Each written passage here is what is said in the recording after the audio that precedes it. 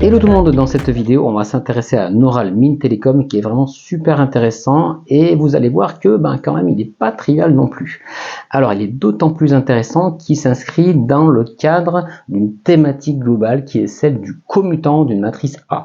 Alors qu'est-ce que le commutant? Rien à voir avec les mutants et autres Xn, il s'agit de l'ensemble des matrices qui commutent avec A. Ouais.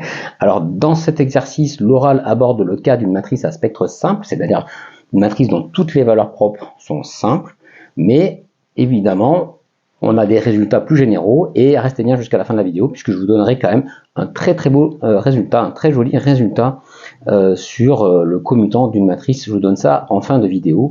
En tout cas, j'ai l'impression que c'est quand même le début de plusieurs vidéos en fait sur la même thématique, c'est la thématique du commutant. Allez, on passe à l'énoncé. Donc, oral IMT 2024, MP, mais c'est abordable pour tout le monde, hein, il n'y a pas des trucs spécifiques au programme MP. Alors, on se donne une matrice A appartenant à M de C, dont le polynôme caractéristique est scindé simple. Enfin, c'était écrit scindé et à racine simple, pardon. Bon, alors scindé dans M de C, bon, ça va aller. C'est surtout qu'il est à racine simple. Bien. Alors, première question, montrer que la famille IN A jusqu'à A puissance N-1 est libre, où N, c'est la taille de la matrice. Et deuxième question, soit B appartenant à Mn de C tel que AB égale BA, donc c'est-à-dire on se donne une matrice qui commute avec A, montrer que B est combinaison linéaire de IN, A, etc. jusqu'à A puissance N-1. D'accord? Alors vous voyez que combinaison linéaire de ce truc-là, ça veut dire que c'est un polynôme en A de degré inférieur ou égal à N-1. D'accord? Pour faire un petit peu le lien avec ce que j'ai dit au début. Bon, écoutez... pour l'instant, je ne donne pas d'indication, je vous laisse chercher. À vous de jouer. Une petite précision quand même, j'ai dit tout à l'heure en introduction que c'était abordable pour toutes les options. En fait, c'est pas tout à fait vrai, mais disons qu'on peut quand même prouver des choses pour les autres options. Pour les PC et les PSI, vous pouvez aller directement à la question 2 et vous montrer simplement, au lieu de montrer que c'est combinaison linéaire de INA jusqu'à AN-1, vous montrez que B est un polynôme en A. Voilà, vous appelez la première question. Voilà, c'est un peu moins précis, mais ça vous fait quand même un bon entraînement, c'est assez sympa à faire. Faites-le quand même, c'est pour vous. Allez, on commence avec la première question. Ici, la clé, c'est que le polynôme caractéristique est scindé et à racine simple. Alors, donc à racine simple surtout. Donc du coup, ça veut dire qu'il admet n racines distinctes. Ouais. Donc on va l'appeler Kia, admet n racines distinctes. Qui sont les valeurs propres. Ouais, c'est ce qu'on appelle un spectre simple pour A, les VP. Et donc ça veut dire que, vu que les valeurs propres ce sont aussi des racines de MUA, le polynôme minimal, voilà, c'est pour ça que je disais que pour les PC et les PSI, ils n'ont pas le polynôme minimal, donc bon, voilà, c'est un peu plus dur pour eux. Donc on va l'appeler MUA. Donc MUA admet aussi n racines distinctes. Ouais. Et donc il est de degré, donc degré de MUA est égal à n. Et donc du coup, Kia égale MUA. D'accord? Voilà. Alors maintenant, pourquoi elle est libre cette famille? C'est tout bête en fait. Hein. Soit lambda 0 jusqu'à lambda n-1 dans C, tel que lambda 0 IN plus lambda 1 A plus etc. plus lambda n-1 A puissance n-1 est égal à 0. Si vous regardez cette relation, vous pouvez la voir. Ici, c'est un polynôme en A. Hein, donc on pose P est égal à la somme des lambda k xk pour k allant de 0 à n-1. Donc on a bien sûr P de A qui est égal à 0. D'accord. Donc MUA divise P, puisque MUA c'est le polynôme minimal, P est un polynôme annulateur de A, et comme degré de P est inférieur strict au degré de MUA, ouais. Donc le degré de P c'est n-1, ainsi à degré de MUA, et donc par la qualité de polynôme minimal, on a donc P égale 0. P égale 0, donc ça veut dire exactement que lambda 0 jusqu'à lambda n-1, tous ces gens sont nuls. Ainsi, la famille est libre. D'où la liberté. J'aime bien terminer comme ça. D'où la liberté. La liberté s'en déduit. Ça va pour la première question? Alors, pour la deuxième question, je vous propose de vous donner une indication. Alors, l'indication, ça va être que, évidemment, comme A est un spectre simple, d'après le cours, elle est diagonalisable. Et elle est semblable à une matrice D, donc tous les termes de la diagonale sont différents. D'accord? Donc, commencez à regarder qui commute avec D. Et voilà, essayez d'extrapoler avec ça pour finalement montrer que B est un polynôme en A. À vous de jouer. Bien, donc correction. A est un spectre simple, ouais. Et toutes les valeurs propres de A sont distinctes. Et donc A est diagonalisable. Donc, d'où une certaine matrice D. Enfin, d'où on va dire les valeurs propres, on va les appeler lambda 1, lambda n, ouais. Ou peut-être alors lambda n si vous voulez. Pour C, tel que A et on va dire allez, on va mettre P appartenant à GLM de C, tel que A c'est P D P-1 ou D c'est la matrice diagonale lambda 1 jusqu'à lambda n. Ok, avec que des zéros comme ça. Donc on va traduire maintenant que AB égale BA. Donc, on se donne une matrice B qui est commute avec A. Donc qu'est-ce que ça veut dire? AB égale BA. Traduisons ça avec D. Ouais. On remplace A par PD P-1. Donc ça fait PD P-1B est égal à B fois PD P-1. Donc là, comme d'hab, on va traduire ça, on va libérer D. En fait, là, on va multiplier à gauche par P-1. Et là, on va le multiplier à droite par P.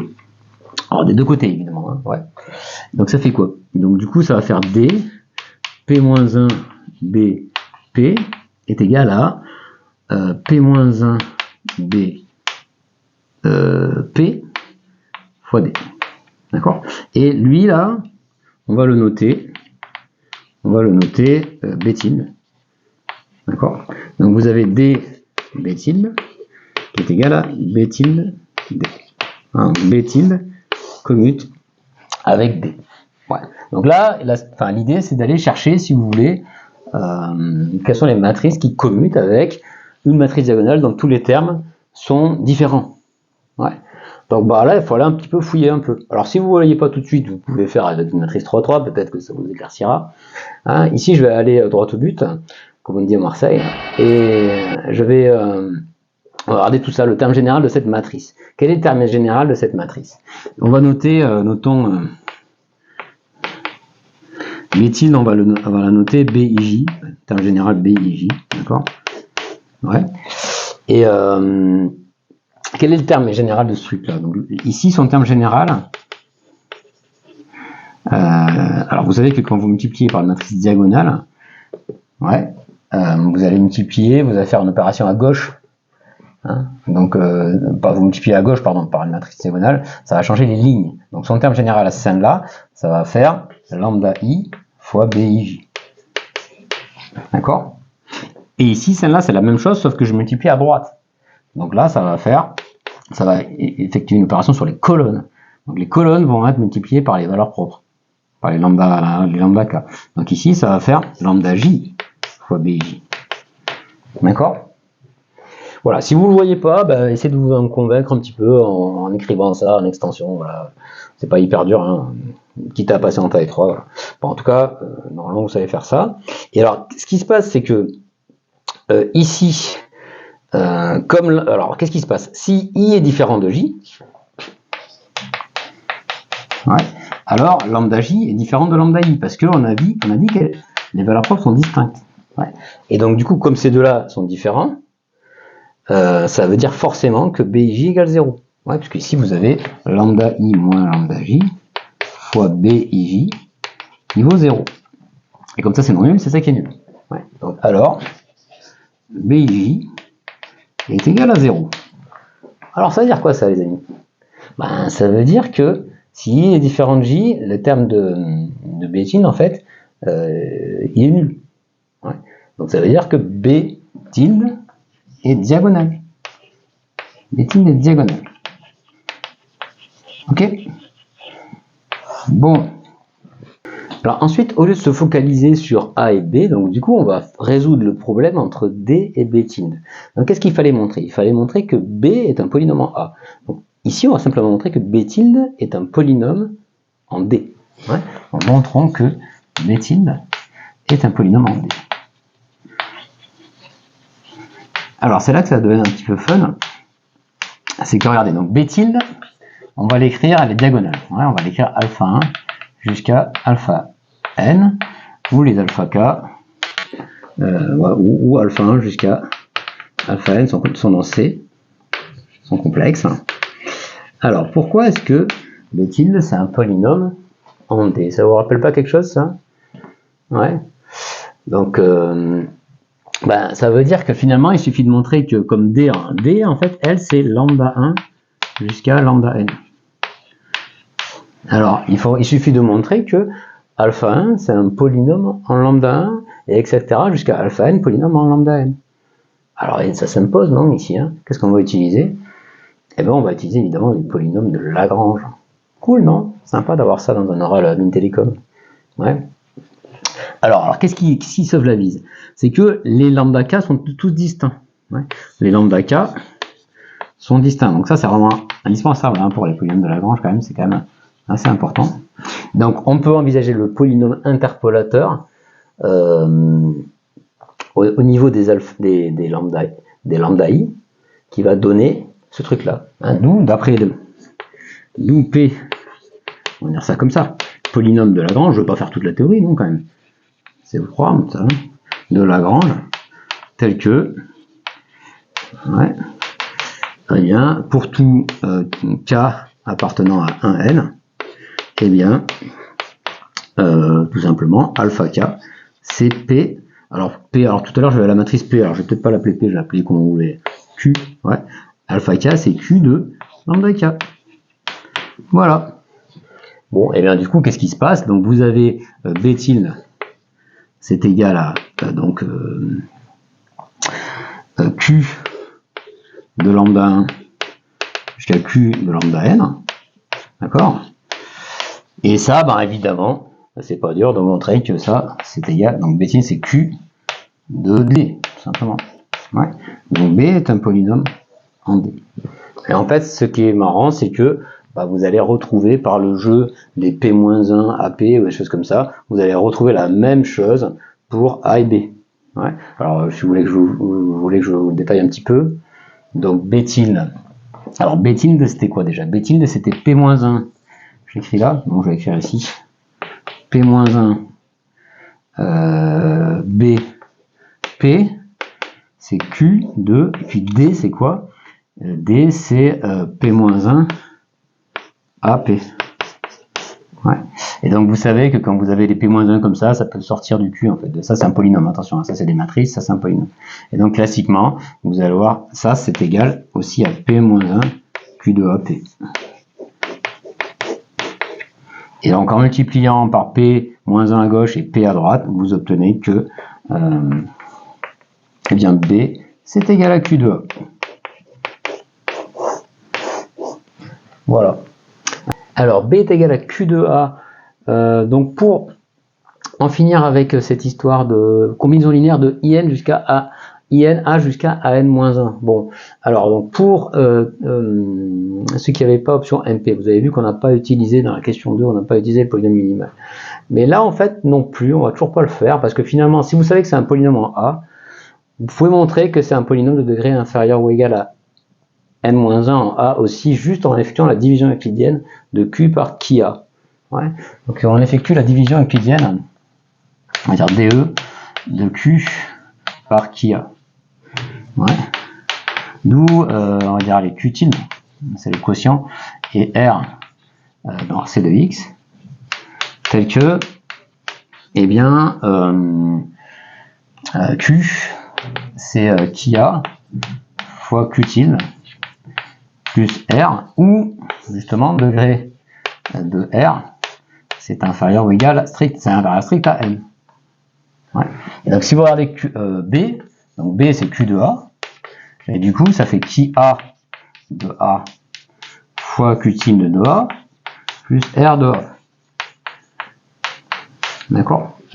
Mais alors, ben, le Q tilde de A, vous n'en savez rien, mais de toute façon, d'après le théorème de Cayley-Hamilton, ça vaut 0. D'accord? Donc ça dégage. Et là, vous vous retrouvez avec ça, avec degré de R qui est inférieur ou égal à N-1. Donc B, il va bien s'écrire, je ne sais pas comment on peut l'appeler, B il s'écrit il s'écrit mu0 IN plus mu1A plus etc. plus mu N-1 A puissance N-1. Car degré de R est inférieur ou égal à N-1. D'accord? Voilà, on a bien prouvé le résultat qui était là. Alors comme promis, j'avais dit en début de vidéo, en fait, cet oral il aborde une thématique générale, celle du commutant d'une matrice, et en fait, c'est un cas particulier d'un résultat général qui est super intéressant, je trouve. Ouais. Donc on va essayer de prendre un peu de recul et donner au moins l'énoncé de ce cas, et puis on verra après si on fait ça dans d'autres vidéos. En tout cas ça prend du temps, et on peut regarder comme ça d'autres cas particuliers où ça marche, mais voilà, on veut vous donner un théorème général, mais qui est vraiment costaud. Hein. Alors, on regarde un petit peu donc la notion de commutant déjà, pour définir ça proprement. Donc on se donne, je vais me placer dans un corps quelconque K, et on va se donner qu'est-ce que le commutant de A. On se donne une matrice A, le commutant de A, donc c'est l'ensemble des matrices qui commutent avec A. Ouais. Ensuite, on va considérer aussi K de A, l'ensemble des polynômes dans cette matrice. Attention, c'est pas un ensemble de polynômes, c'est un ensemble des polynômes, des Q de A, où Q appartient à K de X. Donc en fait, K de A, c'est un sous-ensemble de l'ensemble des matrices carrées de taille n coefficient dans K. Alors le premier résultat hyper classique, je suis sûr que vous l'avez déjà vu, c'est que le commutant c'est un sous-espace vectoriel de Mn de K, et idem pour K de A, l'ensemble des polynômes en A. Donc ça je vous laisse regarder ça tout seul, pardon, c'est assez simple. Et évidemment un polynôme en A, ça commute avec A, donc vous voyez que K de A c'est aussi un sous-espace vectoriel de CA. D'accord? Et donc on peut se dire, bon ben les polynômes en A, ça nous fournit des exemples de matrices qui commutent avec A. Est-ce qu'il y en a d'autres? Ouais. Alors en général, si vous prenez une matrice quelconque, il y en a d'autres. Mais du coup, on peut se poser la question, quelle est la CNS pour que ce soit égal, pour qu'il n'y en ait pas plus que ça, qui est juste les polynômes en A qui commutent avec A. Donc dans notre oral, ben, on a vu que quand A est sa spectre simple, eh ben, il n'y en a pas d'autres.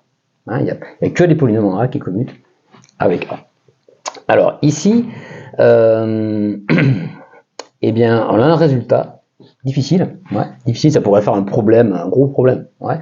Alors, sauf peut-être à l'ENS, vous allez voir, je vous donnerai une référence tout à l'heure.